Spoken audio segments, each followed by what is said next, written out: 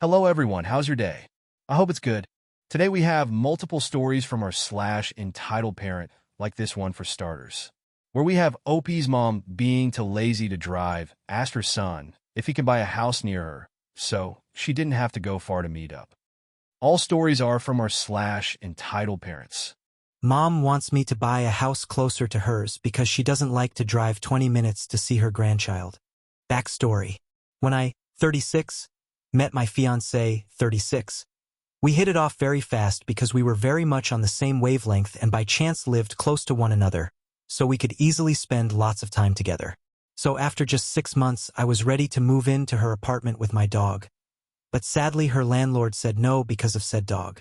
This turned out as a blessing in disguise because we realized that buying a condo would cost almost as much as buying a house considering the current market in Canada, so we ended up looking for a house.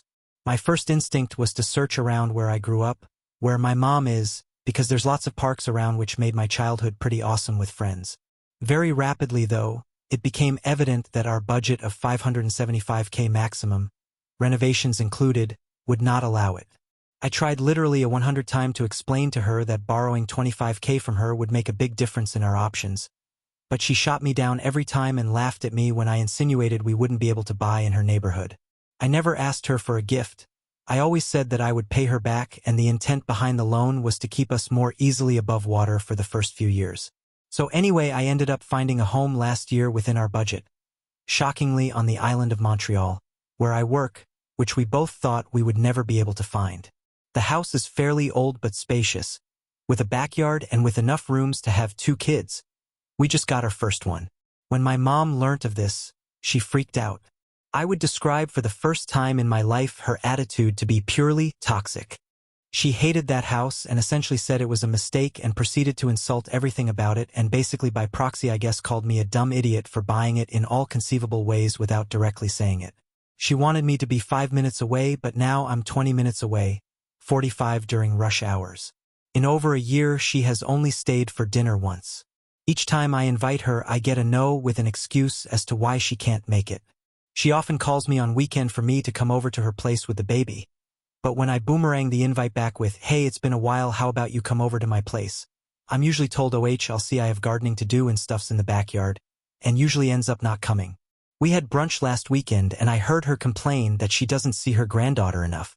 So I pointed out to her that we said she's literally welcome to drop in at any time, not just weekends. But she said that she obviously couldn't come on weekdays because she works. My mom is 68.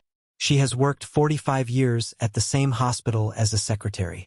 She's the oldest worker there and has her pension fully paid off with lots of days off and a boss that loves her. She can take an afternoon off or a day off to spend time here anytime she wants. So I pointed that out, and she said she's not the kind of person to leave her coworkers in the dirt by taking days off. She just came back from 2 weeks vacation to Greece, but anyway.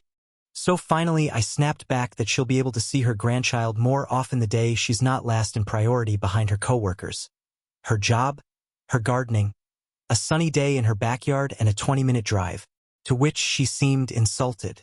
Current story.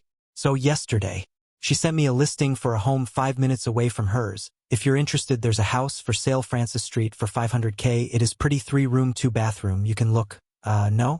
Why would we get back into that boat, looking for a new house, similar to what we already have just 1 year after buying this one? We will buy when we have enough to buy a house with a second floor, and only if we feel the house is too small with 2 kids. It has 3 rooms on the same floor, 2 bathrooms that are renovated. Not quite similar since you have more money to invest, but I just wanted you to have a look. Fine, I'll mind my own business. Have a good day. Are you kidding me? She wouldn't loan me $25K, and she expects me to spend $500,000 on her so that she doesn't have to drive to see her grandchildren? My father, my fiancé's family, they all live further away from her, but they all come around way more often. So anyway, that was my entitled parent story. It sounds like you and your fiancé worked hard to make a great decision for yourselves, within your budget and life goals. It's clear that you prioritized finding a home that would work well for your growing family and allow some flexibility for your finances. Your mom, on the other hand, seems to prioritize proximity and convenience over your family's independence and stability. The time an entitled mom tried to reserve my cat for her kid's birthday. So, I, 18F, have a very fluffy, very adorable cat named Machi.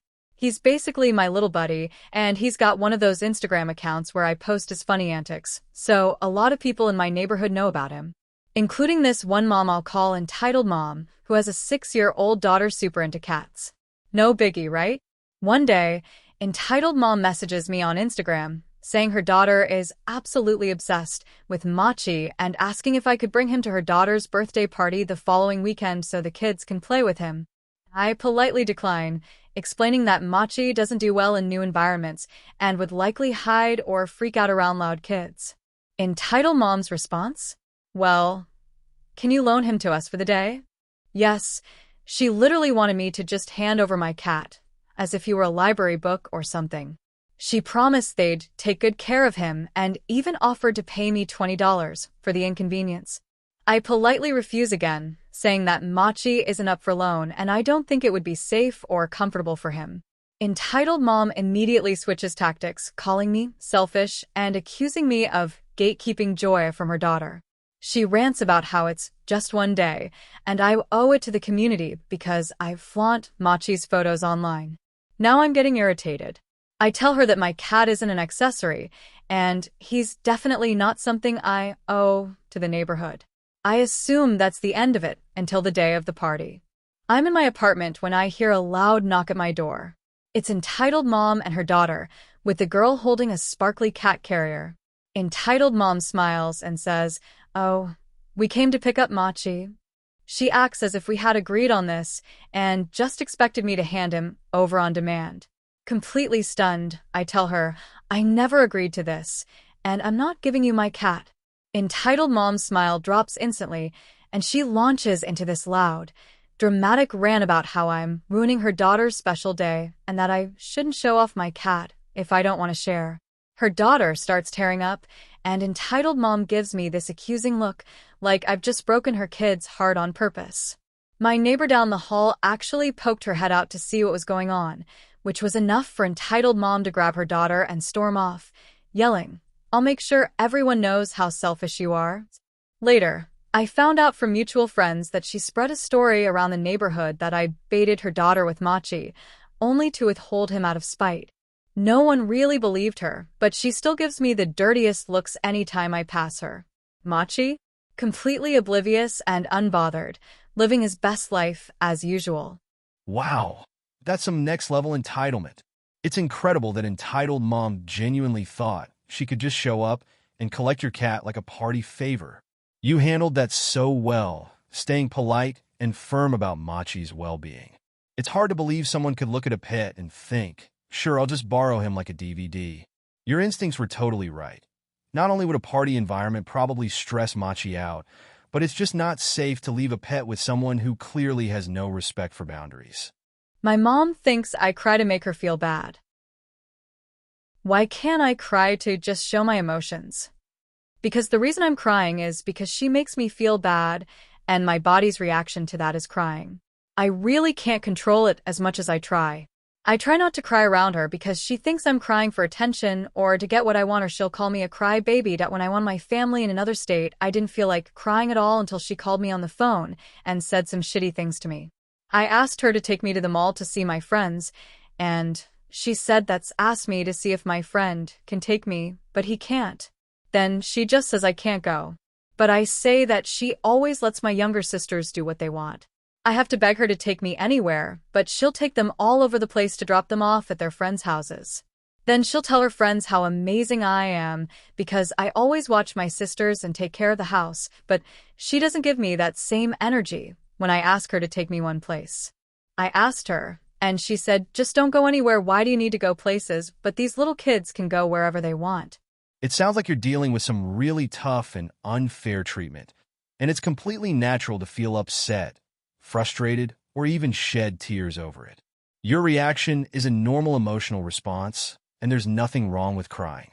Crying is a natural way to process feelings, and it can be especially hard when someone close to you, like a parent, misunderstands or criticizes you for it. My neighbor's kid thinks my backyard is his personal playground. So, I live in a quiet neighborhood with a decent-sized backyard that I take pride in maintaining. I have a small garden, a couple of chairs, and a hammock I love relaxing in. Lately, though, my neighbor's kid, who's about 10, has decided that my backyard is basically an extension of his home. At first, I thought it was harmless when I found him playing with my garden tools or running through the grass. I politely told him to ask me next time he wanted to play in my yard, and that was that.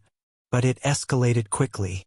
One day, I came home to find him and a few of his friends having a full-on water balloon fight in my yard, without permission. When I approached them, they just laughed and said, "It's just a little fun." I asked them to leave and explained that I didn't want anyone in my yard without asking. The kid's mom then came over, furious, saying I was being overly strict and that kids just want to play. I felt bad for putting her in a tough spot, but I also have boundaries.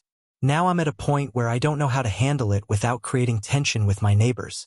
Has anyone dealt with a similar situation? How did you set boundaries without coming off as the bad guy? This is definitely a tricky situation, especially since it involves neighbors and their kids. You're completely justified in wanting boundaries in your own space.